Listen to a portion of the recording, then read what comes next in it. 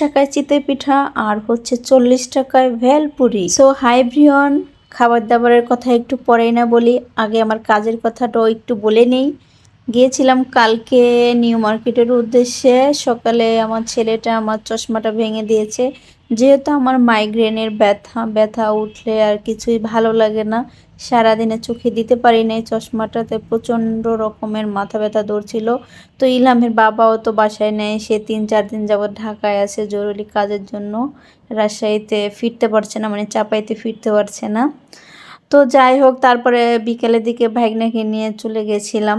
প্রথমে আমার সানগ্লাসটা নিলাম, আমার ছেলে আমাকে 500 টাকা জরিমানা করালো। 500 টাকা দিয়ে সানগ্লাসটা কিনে নিলাম। তারপরে হচ্ছে আমার ছেলের জন্য একটা স্যান্ডেল কিনে নিলাম। ও মানে মেয়ে মানুষের স্যান্ডেল পরে বাইরে হাঁটা চলা করে, মেয়ে মানুষের তো আর পছন্দ। তারপর ওকে একটা কিনে দিলাম, ওটা তো পায়ে মানে ঢুকাবেই না, ওর পায়ের জুতা খুলবে না। তারপরে যাই হোক, কেনাকাটা শেষ করে তারপরে চিতই পিঠা খেতে চলে আসলাম। তো প্রথমে ভাবছিলাম যে মানে আমাদের মাদারীপুরে যেভাবে চিতই পিঠাটা বানায় মাদারীপুরে, তারপর হচ্ছে ঢাকা, মানে এই যে প্রথমে গোলাটা দিয়েছে ঠিক আছে, যে চামড়িতে পরে ছড়িয়ে দিয়েছে, এটা করে না, শুধু মানে গোল করে হয়, মানে ওই রকমের আমরা খেয়েছি।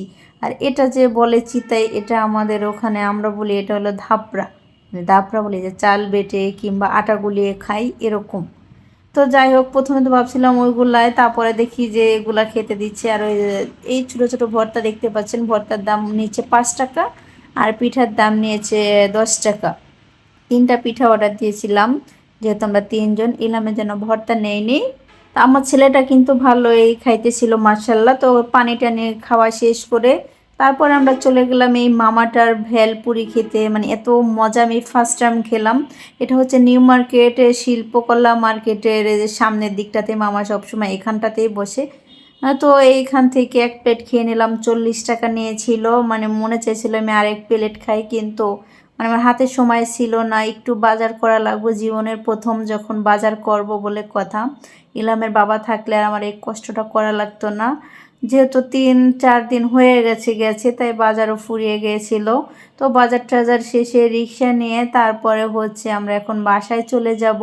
তো ভাবলাম একটু ভিডিও করে নেই যে গিয়েছিলাম কি না। এই তো দেখেন নিউ মার্কেট পার হয়ে আমরা এখন বাসার উদ্দেশ্যে রওনা দিয়েছি। দেখেন ভাই, রিক্সাতে উঠলে আমার গরিব মোবাইলের কি অবস্থা। তো আপনারা কি রিক্সায় বসলে আপনাদের মানে ভিডিও এরকম হয় কিনা অবশ্যই কমেন্ট করে জানাবেন। আমার ভাই গাড়িতে উঠলে এরকম হয়ে যায় ভিডিওর।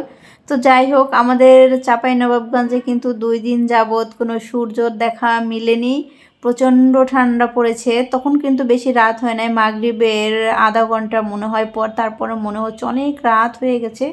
তাই তো দেখেন সার্কিট হাউস দিয়ে বাসায় চলে আসলাম। বাসায় চলে আসার পর আপনাদের সাথে একটু শেয়ার করছি আমি কি বাজার করেছি। মাত্র 80 টাকার বাজার করেছি, মানে 1-2 দিন যেহেতু চলে যায়। ইলহামের বাবা এসে বাজার করবে, আমি বাজারটা জীবনও করি নাই, এই প্রথম করলাম। তো ভালোই ছিল, দোকান যেহেতু পরিচিত ছিল তাইও দেখিয়ে দিয়েছিল, মানে বলে দিয়েছিল যে এই দোকান থেকে নিয়ে নেবা। তারপর আমার ছেলের জন্য আমি কিছু মজা আনছিলাম। এই যে দেখেন, আর স্যান্ডেলটা অলরেডি চিপস খেয়ে নিয়েছে। তো তাকে বলছিলাম যে বাবা জুতাটা পরো, কিন্তু সে বিস্কিট হাতে নিয়ে বসে আছে। সে তাকে দোনোটাই নাকি খুলে দিতে হবে এক্ষুনি। একটা কিন্তু খুলে দিয়েছিলাম, সেটা নষ্ট করে দিয়েছে, মানে এরকমই করে সব সময়। তারপরে বলছিলাম যে বাবা তুমি জুতাটা পরো, কিন্তু মোজা সহকারে পরতে পারছিল না।